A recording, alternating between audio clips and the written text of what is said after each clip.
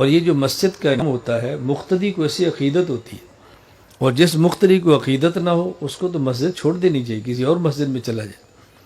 امام کے ساتھ بھی عقیدت نہیں ہے تو بتاؤ عقیدت کس کے ساتھ ہوگی؟ اگر امام میں کوئی چھوٹی بہت کمی بیشی ہو اس کو مت دیکھو، امام امام ہی ہوتا ہے۔ اور آپ یہ بات ذہن نشین فرما لو کہ امام عشاء کی نماز پڑھائے اور اس کے بعد 2 سنت اور 3 وتر پڑھے اور سو جائے، اور پوری رات سوتا رہے، نہ تسبیحات پڑھے، نہ تلاوت کرے، نہ ذکر کرے، نہ تہجد پڑھے، اور صبح اٹھ کے 2 رکعت سنت پڑھے اور فجر کی جماعت کرا دے۔ اور اس کے پیچھے کا جو مقتدی ہے وہ عشاء کے فرض پڑھے، پھر سنت پڑھے، پھر نفل پڑھے، اور پوری رات کھڑے ہو کے قرآن کی تلاوت کرے، پوری رات، اور پوری رات 1 کروڑ روپیہ صدقہ کر دے، اور صبح پھر امام کے پیچھے نماز پڑھے۔ اللہ کی قسم امام اس سے پھر بھی افضل ہے۔ یہ مولانا صاحب پھر بھی اس سے اعلیٰ ہے۔ میری عادت ہے میں کوئی بات بغیر دلیل کے نہیں کرتا۔ اس کے اعلیٰ ہونے کی وجہ کیا ہے؟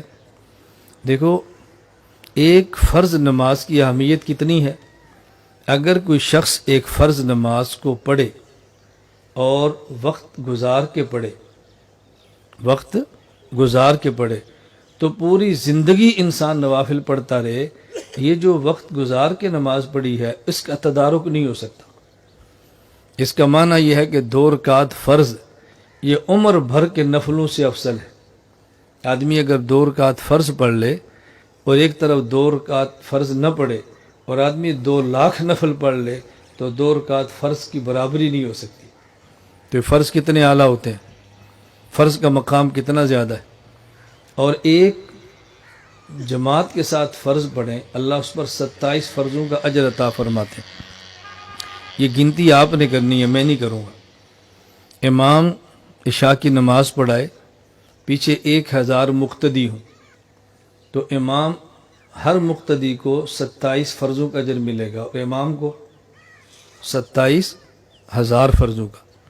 اور امام صبح فجر کی نماز پڑھائے تو ہر مقتدی کو 27 فرضوں کا، اور امام کو 27,000 کا۔ 27 اور جمع 27 54,000۔ تو اس کا معنی اگر مقتدی 1000 ہوں تو امام کو 54,000 فرضوں کا اجر ملتا ہے۔ 54,000، اور مقتدی کیا کر رہا ہے؟ نفل۔ پوری رات نفل پڑھے گا تو کتنے پڑھ لے گا؟ 1 ارب بھی صدقہ کر لے تو نفل ہی ہوگا نا۔ اور امام کو 54,000 فرضوں کا اجر مل رہا ہے۔ اس لیے اگر امام صاحب خراٹے مار کے سوتے بھی رہے نا، اور یہ حاجی صاحب کھڑے ہو کے عبادت بھی کرتے رہیں، امام کے برابر نہیں ہو سکتے۔ اس لیے اپنی اوقات ذہن میں رکھا کرو کہ میری حیثیت کیا ہے، میری عبادت کیا ہے۔ جب یہ دماغ بنا لیں گے تو پھر مولانا سے کبھی نفرت آپ کو نہیں ہوگی۔